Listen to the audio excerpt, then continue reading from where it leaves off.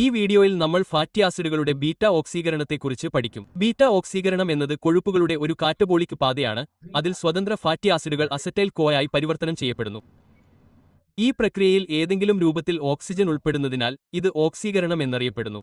എന്നാൽ ഈ പ്രക്രിയയെ ബീറ്റാ ഓക്സീകരണം എന്ന് വിളിക്കുന്നത് എന്തുകൊണ്ട്?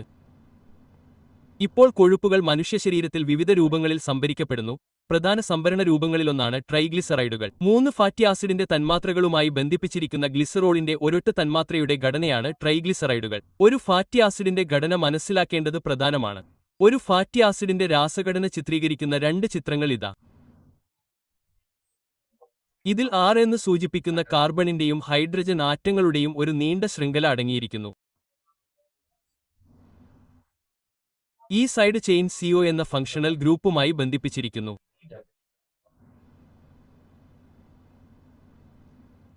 R സൈഡ് ചെയിൻ കാർബണിന്റെയും ഹൈഡ്രജൻ ആറ്റങ്ങളുടെയും ഒറ്റ ശൃംഖല ഉൾക്കൊള്ളുന്നുവെന്ന് ഇപ്പോൾ നമുക്കറിയാം. ഈ ശൃംഖല അല്പം വികസിപ്പിക്കാം. ഫങ്ഷണൽ ഗ്രൂപ്പുമായി നേരിട്ട് ബന്ധിപ്പിച്ചിരിക്കുന്ന കാർബൺ ആറ്റം ആൽഫ കാർബൺ എന്നും ആൽഫാർബണിന് അടുത്തുള്ള കാർബൺ ആറ്റം ബീറ്റാ കാർബൺ എന്നും അറിയപ്പെടുന്നു. ഫാറ്റി ആസിഡുകളുടെ ബീറ്റാ ഓക്സിഡേഷനിൽ ആൽഫയ്ക്കും ബീറ്റാ കാർബണുകൾക്കുമിടയിൽ R ശൃംഖല വിഘടിക്കുന്നു. അതിനാൽ ബീറ്റാ ഓക്സിഡേഷൻ എന്ന് വിളിക്കപ്പെടുന്നു. ബീറ്റാ ഓക്സിഡേഷൻ പ്രക്രിയയെക്കുറിച്ച് നമുക്ക് ഒരു അവലോകനം നടത്താം. മനുഷ്യശരീരത്തിൽ ട്രൈഗ്ലിസറൈഡുകൾ അടങ്ങിയ അഡിപ്പോസ് ടിഷ്യൂ അടങ്ങിയിരിക്കുന്നു. ട്രൈഗ്ലിസറൈഡുകളിൽ ഫാറ്റി ആസിഡുകളും ഗ്ലിസറോൾ തന്മാത്രകളും അടങ്ങിയിരിക്കുന്നു. ഫാറ്റി ആസിഡുകൾ മനുഷ്യശരീരത്തിലുടനീളം വിതരണം ചെയ്യപ്പെടുന്നു. അവിടെ നിന്ന് അവ രക്തത്തിലേക്ക് പ്രവേശിക്കുന്നു.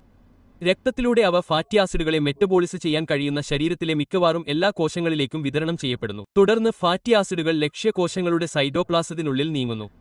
അടുത്ത ഘട്ടത്തിൽ ഫാറ്റി ആസിഡുകൾ ആന്തരികവും ബാഹ്യവുമായ മൈറ്റോകോൺട്രിയൽ മെംബ്രനുകൾ കടന്ന് മൈറ്റോകോൺട്രിയയുടെ മാട്രിക്സിലേക്ക് പ്രവേശിക്കുന്നു. അവസാന ഘട്ടത്തിൽ മൈറ്റോകോൺട്രിയൽ മാട്രിക്സിനുള്ളിൽ ഫാറ്റി ആസിഡുകൾ ഓക്സിഡേറ്റീവ് ആയി മെറ്റബോളിസ് ചെയ്യപ്പെടുന്നു. അതിനാൽ ബീറ്റാ ഓക്സിഡേഷന്റെ മുഴുവൻ പ്രക്രിയയും 3 ഘട്ടങ്ങളായി തിരിക്കാം. അഡിപ്പോസ് ടിഷ്യൂവിൽ നിന്ന് ലക്ഷ്യകോശങ്ങളിലേക്കുള്ള ഫാറ്റി ആസിഡുകളുടെ ഗതാഗതം. ഫാറ്റി ആസിഡുകൾ സൈറ്റോപ്ലാസത്തിലേക്കും പിന്നീട് കോശങ്ങളുടെ മൈറ്റോകോൺട്രിയയിലേക്കും പ്രവേശിക്കുന്നു. മൈറ്റോകോൺട്രിയൽ മാട്രിക്സിനുള്ളിലെ ഓക്സിഡേറ്റീവ് കാറ്റബോളിസം. അഡിപ്പോസ് ടിഷ്യൂവിൽ നിന്ന് ലക്ഷ്യകോശങ്ങളിലേക്ക് സ്വതന്ത്ര ഫാറ്റി ആസിഡുകൾ എങ്ങനെ കൊണ്ടുപോകുന്നു എന്നതിനെക്കുറിച്ച് ആദ്യം സംസാരിക്കാം. നമ്മൾ ഇപ്പോൾ ചർച്ച ചെയ്തതുപോലെ മനുഷ്യശരീരത്തിൽ അഡിപ്പോസ് കോശങ്ങളുള്ള കൊഴുപ്പുകൾ അടങ്ങിയിരിക്കുന്നു. അടിവയർ, തുടകൾ, കൈകൾ തുടങ്ങിയ പ്രധാന ഭാഗങ്ങളിലാണ് കൊഴുപ്പുകൾ സ്ഥിതി ചെയ്യുന്നത്. അഡിപ്പോ കോശങ്ങളിൽ 3 സ്വതന്ത്ര ഫാറ്റി ആസിഡുകളുമായി സംയോജിച്ച് ഗ്ലിസറോൾ അടങ്ങിയ ട്രൈഗ്ലിസറൈഡുകൾ അടങ്ങിയിരിക്കുന്നു. ഗ്ലിസറോളിന് ഒരു വലിയ തന്മാത്രാ പിണ്ഡമുള്ളതിനാൽ സ്വതന്ത്ര ഫാറ്റി ആസിഡുകളുമായി ഗ്ലിസറോളിന്റെ സംയോജനം പ്രധാനമാണ്. ഇത് അഡിപ്പോസ് കോശങ്ങളിൽ നിന്ന് സ്വതന്ത്ര ഫാറ്റി ആസിഡുകൾ രക്ഷപ്പെടുന്നത് തടയുന്നു. ഇവിടെ ഗ്ലിസറോളും സ്വതന്ത്ര ഫാറ്റി ആസിഡുകളും തമ്മിലുള്ള ബന്ധം തകർക്കുന്ന ലിപേസ് എന്ന എൻസൈം പ്രവർത്തിക്കുന്നു. ഈ ബോണ്ട് തകർന്നുകഴിഞ്ഞാൽ സ്വതന്ത്ര ഫാറ്റി ആസിഡുകൾക്ക് രക്തപ്രവാഹത്തിൽ പ്രവേശിക്കാനും സ്വതന്ത്ര ഫാറ്റി ആസിഡുകളെ ഉപാപചയമാക്കാൻ കഴിയുന്ന ശരീരത്തിലെ ഏതൊരു കോശത്തിലേക്കും ഫലത്തിൽ എത്തിച്ചേരാനും കഴിയും. ഇപ്പോൾ ശരീരത്തിൽ സ്വതന്ത്ര ഫാറ്റി ആസിഡുകളെ ഉപാപചയമാക്കാൻ കഴിയാത്ത 2 ടിഷ്യൂകളുണ്ട്. അവ ആർബിസികളും നാഡീകലകളുമാണ്. ഈ 2 ടിഷ്യൂകൾക്കും പൊതുവായ ഒരു കാര്യമുണ്ട്. അവയ്ക്ക് മൈറ്റോകോൺട്രിയ ഇല്ല. ഫാറ്റി ആസിഡ് മെറ്റബോളിസത്തിന് മൈറ്റോകോൺട്രിയ അത്യാവശ്യമാണ്. അതിനാൽ മൈറ്റോകോൺട്രിയയുടെ സഹായത്തോടെ സ്വതന്ത്ര ഫാറ്റി ആസിഡുകളെ ഉപാപചയമാക്കാൻ കഴിയുന്ന ഒരു ലക്ഷ്യകോശമാണിത്. ഫാറ്റി ആസിഡ് ട്രാൻസ്പോർട്ടർ എന്ന പ്രത്യേക പ്രോട്ടീൻ വഴിയാണ് ഫ്രീ ഫാറ്റി ആസിഡ് ആദ്യം കോശത്തിന്റെ സൈറ്റോപ്ലാസത്തിലേക്ക് പ്രവേശിക്കുന്നത്. ഫ്രീ ഫാറ്റി ആസിഡുകൾക്ക് നെറ്റ് നെഗറ്റീവ് ചാർജ് ഉണ്ട്. അവയ്ക്ക് കോശങ്ങളുടെ സ്തരങ്ങളെ അങ്ങനെ കടക്കാൻ കഴിയില്ല. കൂടാതെ സ്തരങ്ങളെ കടക്കാൻ അവയ്ക്ക് പ്രത്യേക ട്രാൻസ്പോർട്ടറുകൾ ആവശ്യമാണ്. അടുത്ത ഘട്ടത്തിൽ ഫ്രീ ഫാറ്റി ആസിഡ് അതിന്റെ പുറം അകത്തെ മൈറ്റോകോൺട്രിയൽ മെംബ്രൻ കടന്നതിന് ശേഷം മൈറ്റോകോൺട്രിയയുടെ മാട്രിക്സിലേക്ക് പ്രവേശിക്കണം. ഫാറ്റി ആസിഡുകളുടെ ബീറ്റാ ഓക്സിഡേഷന് ആവശ്യമായ എല്ലാ എൻസൈമുകളും KB സൈക്കിളിനും ഇലക്ട്രോൺ ട്രാൻസ്പോർട്ട് ചെയിനിനുമുള്ള എൻസൈമുകളും മൈറ്റോകോൺട്രിയയുടെ മാട്രിക്സിൽ അടങ്ങിയിരിക്കുന്നതിനാൽ മൈറ്റോകോൺട്രിയയുടെ മാട്രിക്സ് പ്രധാനമാണ്. ഫ്രീ ഫാറ്റി ആസിഡ് മൈറ്റോകോൺട്രിയൽ മാട്രിക്സിലേക്ക് കൊണ്ടുപോകുന്നതിനു മുമ്പ് അത് സജീവമാക്കണം. അതിനാൽ അടുത്ത ഭാഗത്തെക്കുറിച്ച് സംസാരിക്കാം, അതായത് ലക്ഷ്യകോശ മൈറ്റോകോൺട്രിയയ്ക്കുള്ളിലെ ഫ്രീ ഫാറ്റി ആസിഡിന്റെ സജീവമാക്കലും ഗതാഗതവും. അതിനാൽ ആദ്യം ഫാറ്റി ആസിഡ് ആക്ടിവേഷനെക്കുറിച്ച് സംസാരിക്കുമ്പോൾ ഒരു ഫ്രീ ഫാറ്റി ആസിഡിനെ അതിന്റെ സജീവ രൂപമായ അസൈൽ CoAയിലേക്ക് പരിവർത്തനം ചെയ്യണം. മൈറ്റോകോൺട്രിയൽ മാട്രിക്സിനുള്ളിൽ മെറ്റബോളിസീകരിക്കാൻ കഴിയുന്ന ഒരേയൊരു രൂപമാണ് അസിൽ CoA. ഈ പ്രതിപ്രവർത്തനത്തെ അസൈൽ CoA സിന്തറ്റേസ് എന്ന എൻസൈം ഉത്തേജിപ്പിക്കുന്നു. ഈ പ്രതിപ്രവർത്തനത്തിൽ എടിപിയുടെ ഒരു തന്മാത്ര മോണോഫോസ്ഫേറ്റായി പരിവർത്തനം ചെയ്യപ്പെടുകയും പൈറോഫോസ്ഫേറ്റിന്റെ ഒരു തന്മാത്ര പുറത്തുവിടുകയും ചെയ്യുന്നു. ഈ പ്രതിപ്രവർത്തനത്തിന് കോഎൻസൈം അയും അത്യാവശ്യമാണ്. ഇപ്പോൾ ഈ പ്രതിപ്രവർത്തനം കോശത്തിലെ പല സ്ഥലങ്ങളിലും നടക്കുന്നു. അതിൽ ബാഹ്യ മൈറ്റോകോൺഡ്രിയൽ മെംബ്രൻ, എൻഡോപ്ലാസ്മിക് റെറ്റിക്യുലം, പെറോക്സിയോമുകൾ എന്നിവ ഉൾപ്പെടുന്നു. ഫാറ്റി ആസിഡ് സജീവമാക്കൽ വളരെ അത്യാവശ്യമാണ്, കാരണം സജീവമാക്കാതെ ഫാറ്റി ആസിഡുകൾ മൈറ്റോകോൺഡ്രിയയിൽ ഉപയോഗിക്കാൻ കഴിയില്ല. ഇപ്പോൾ സജീവമാക്കിക്കഴിഞ്ഞാൽ സ്വതന്ത്ര ഫാറ്റി ആസിഡുകൾ മൈറ്റോകോൺഡ്രിയയിലേക്ക് കൊണ്ടുപോകുന്നു. ഈ ഗതാഗതം നമുക്ക് അല്പം വിശദമായി മനസ്സിലാക്കാം. അതിനാൽ ഒരു വശത്ത് നമുക്ക് കോശത്തിന്റെ സൈറ്റോപ്ലാസം ഉണ്ട്. നമുക്ക് പുറം മൈറ്റോകോൺഡ്രിയൽ മെംബ്രനും അകത്തെ മൈറ്റോകോൺഡ്രിയൽ മെംബ്രനും ഉണ്ട്. അവയ്ക്കിടയിലുള്ള ഇടം ഇന്റർമെംബ്രൻ സ്പേസ് എന്നറിയപ്പെടുന്നു. ഒരു വശത്ത് നമുക്ക് മൈറ്റോകോൺഡ്രിയയുടെ മാട്രിക്സ് ഉണ്ട്.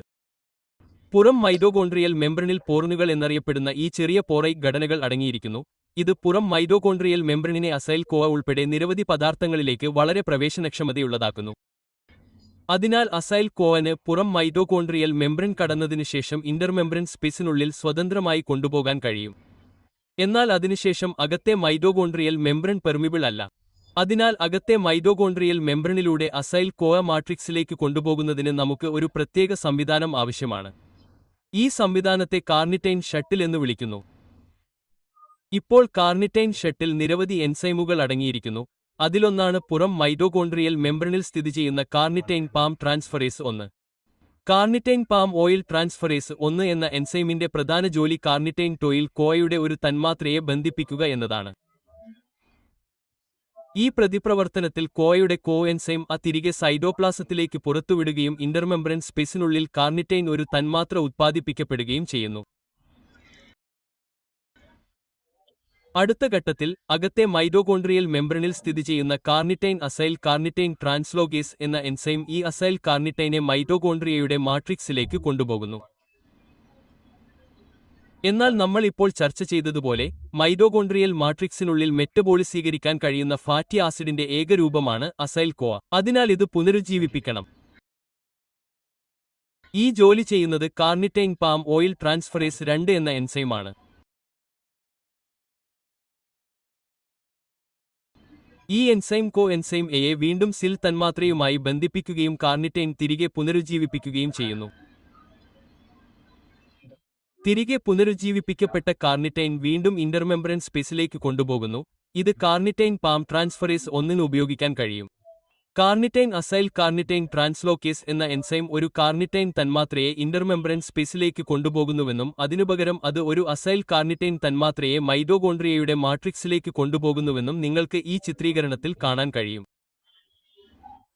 അങ്ങനെ ഫ്രീ ഫാറ്റി ആസിഡ് മൈറ്റോകോൺഡ്രിയൽ മാട്രിക്സിലേക്ക് കൊണ്ടുപോകുന്നത് ഇങ്ങനെയാണ്. ഇതുവരെ അഡിപ്പോസ്റ്റ് ടിഷ്യൂവിൽ നിന്ന് ലക്ഷ്യകോശങ്ങളിലേക്കുള്ള ഫ്രീ ഫാറ്റി ആസിഡുകളുടെ ഗതാഗതത്തെക്കുറിച്ച് നമ്മൾ പഠിച്ചിട്ടുണ്ട്. സൈറ്റോപ്ലാസത്തിലേക്കും മൈറ്റോകോൺഡ്രിയയിലേക്കും ഫ്രീ ഫാറ്റി ആസിഡുകളുടെ പ്രവേശനത്തെക്കുറിച്ചും നമ്മൾ പഠിച്ചിട്ടുണ്ട്. വീഡിയോയുടെ അടുത്ത ഭാഗത്ത് മൈറ്റോകോൺഡ്രിയൽ മാട്രിക്സിനുള്ളിൽ സംഭവിക്കുന്ന ഓക്സിഡേറ്റീവ് കാറ്റബോളിസത്തെക്കുറിച്ച് നമ്മൾ വിശദമായി ചർച്ച ചെയ്യും. അതിനാൽ ബീറ്റ ഓക്സിഡേഷൻ വിഷയത്തെക്കുറിച്ചുള്ള പൂർണ്ണമായ ധാരണയ്ക്ക് ആ വീഡിയോ കാണുന്നത് ഉറപ്പാക്കുക. ഈ വീഡിയോ സഹായകരമായി തോന്നിയെങ്കിൽ താഴെയുള്ള സബ്സ്ക്രൈബ് ബട്ടൺ അമർത്തി മെഡ്സിംപ്ലിഫൈഡിനെ പിന്തുണയ്ക്കുന്നത് ഉറപ്പാക്കുക. കൂടാതെ ഈ വീഡിയോ ലൈക്ക് ചെയ്യുന്നത് ഉറപ്പാക്കുക. ഇത് കണ്ടതിന് വളരെ നന്ദി.